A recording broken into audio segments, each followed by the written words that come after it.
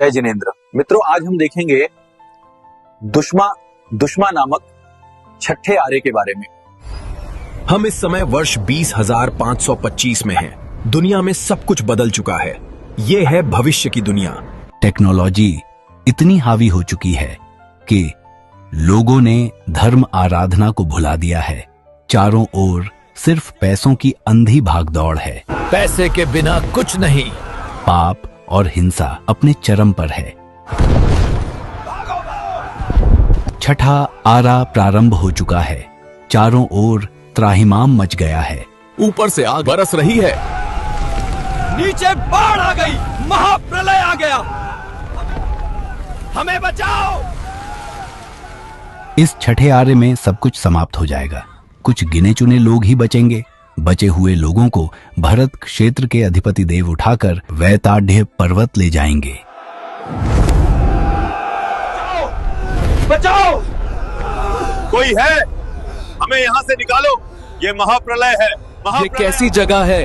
हमें यहाँ क्यों लाए? कोई है? वैताढ़ पर्वत, जिसे विजयार्ध पर्वत के नाम से भी जाना जाता है, उस पर्वत के दक्षिणी व उत्तरी भाग पर जो गंगा और सिंधु महानदियां हैं, उनके किनारों पर बने हुए कुल 72 गुफा जैसे बिल है। इन 72 बिलों में से 63 में मनुष्य, 6 बिलों में स्थलचर पशु एवं 3 बिलों में खेचर पक्षी रख देते हैं। अब इन्हीं मनुष्यों और पशुओं की नई पीढ़ी जन्म लेगी।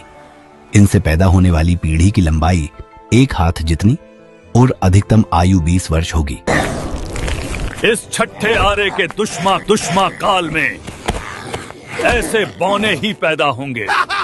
इन बौनों के शरीर में मात्र 8 पसलियां होंगी। छठे आरे में जन्म लेने वाले यह लोग दीनहीन, क्रोधी, कामी, क्रूर, अंधे काने, गूंगे, कुबड़े, कुरूप और दुर्गंधित देह वाले होंगे। जिस प्रकार से निगोद में अनंत जीव एक साथ रहते हैं, उसी प्रकार से यह मनुष्य और पशु भी अत्यंत पीड़ा भोगते हुए इन गुफाओं जैसे बिल में रहेंगे। यह है पाप कर्मों का उदय।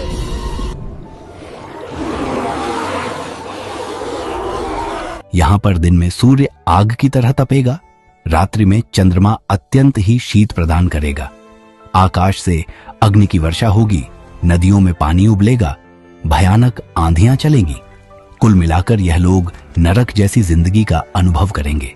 दिन में अत्यधिक गर्मी और रात्रि में अत्यधिक ठंड के कारण यह अपने बिलों से बाहर नहीं निकलेंगे। केवल सूर्योदय और सूर्यास्त के समय मात्र एक मुहूर्त अर्थात 48 मिनट के लिए ही अपने बिलों से बाहर निकलेंगे।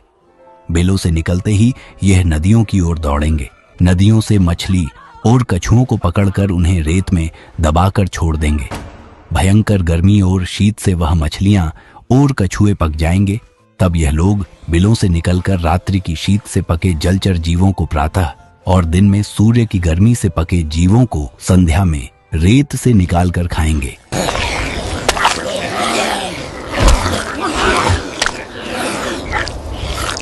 खोपड़ी में पानी पिएंगे।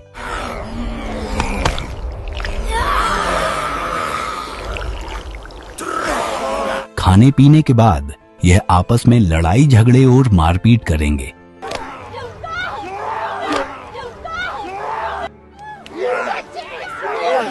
उसके बाद वासना में अंधे होकर रिश्तों की मर्यादा को भुलाकर अपने ही परिवार की स्त्रियों के साथ दुष्कर्म करेंगे। शास्त्रों में कहा गया है कि इस छठे आरे में मात्र 6 वर्ष की नारी एक कुतिया और स्वर्णी की भांति एक साथ बहुत सारे बच्चे पैदा करेगी। जीते जी नरक जैसी वेदना भोगकर जब इनकी आयु पूर्ण हो जाएगी, तब भी यह मरकर पुनः नरक अथवा तिर्यंच गति में ही जाएंगे।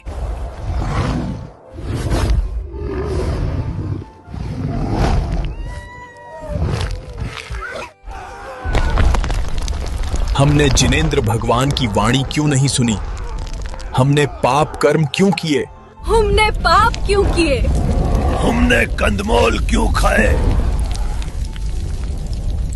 हमने रात में खाना क्यों खाया?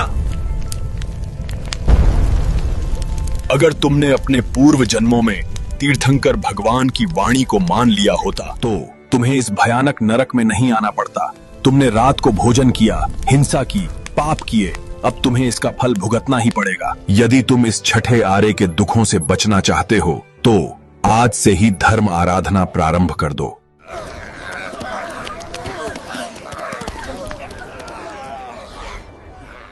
मित्रों, छठे काल की इस भयंकर वेदना से बचने के लिए हमें अधिक से अधिक धर्म आराधना एवं श्री जिनेंद्र भगवान के बताए हुए मार्ग पर चलना होगा। सभी प्रकार के पापों से दूर रहना होगा। इस वीडियो में अभी हमने 21,000 वर्षों तक चलने वाले अवसर्पिणी काल के छठे आर्य का विवरण देखा है।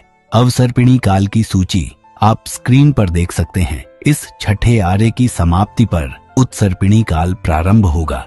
आगे क्या होगा जानने के लिए पार्ट 2 देखिए। छठे आर्य के विवरण में जिन आज्ञा विरुद्ध कुछ भी कहा गया हो तो मिच्छामि दुक्कडम। जिन शासन की जय जयकार। धन्यवाद।